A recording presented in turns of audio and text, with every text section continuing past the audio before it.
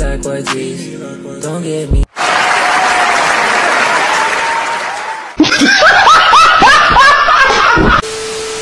So what's up? Gagawin natin ngayon sa pinakauna kong art vlog ay ang wallet straw. Eto.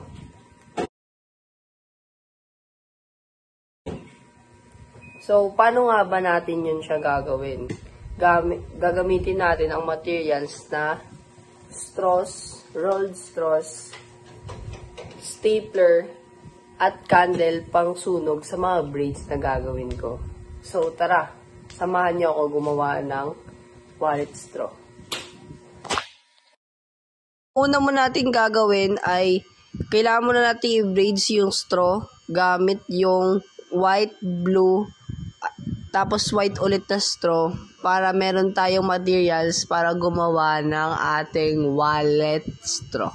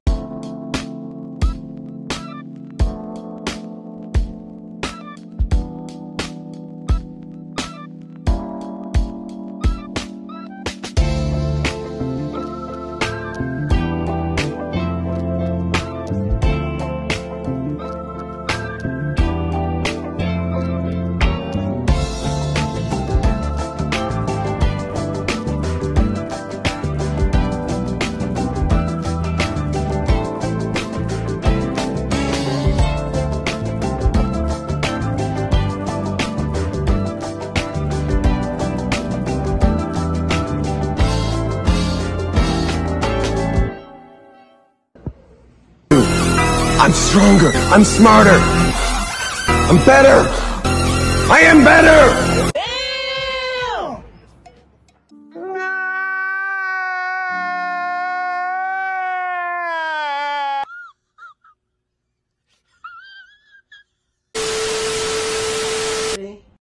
Dito ay susunogin natin ng kaunti ang dulo ng ating na braids para dumikit ito at hindi matanggal ang kanyang pagkakatali.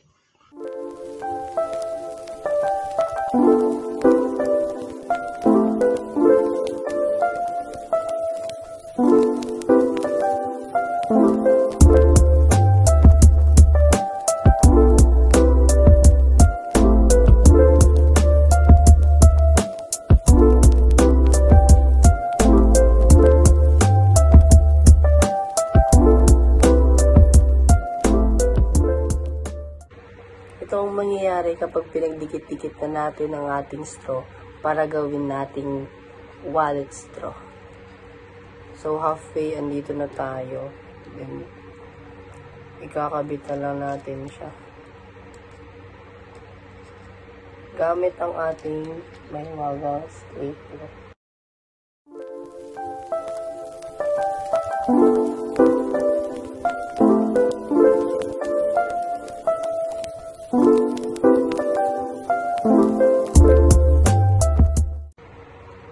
Lilitan lang natin yung mga gaps para hindi malabas yung mga coins or yung mga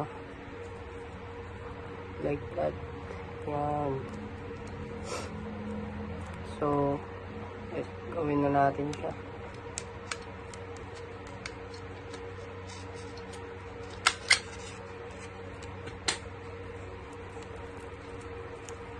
Para lang siya magtatahi. Pero gamit stapler.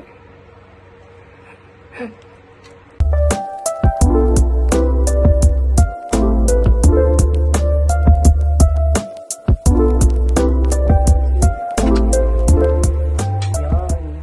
Third layer check. Like that.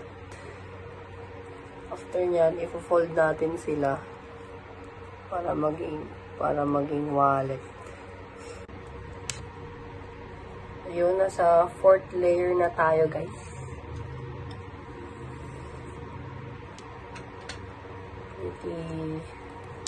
Nakikita ko na siya. I-visualize ko na ang mga pangyayari.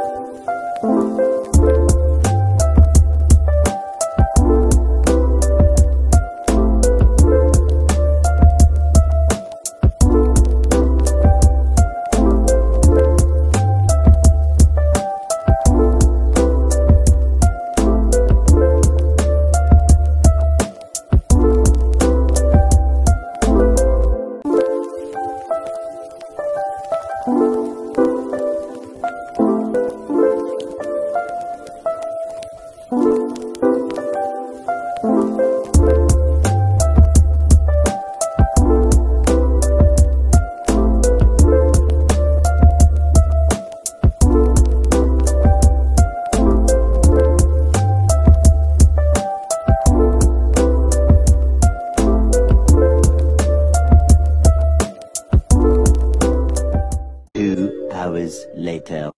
So, ayun guys, after so many takes, natapos din ako. Here's the final product po.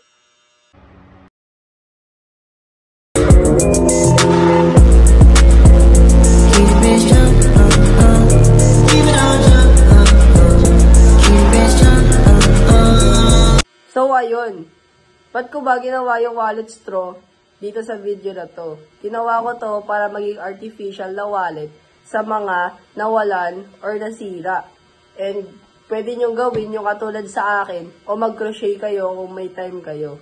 And dire-recommend ko siya kung wala kayong mga gagawin or gawin nyo to as a hobby and pwede nyo pa siyang ibenta in the future. So yun lang. Peace!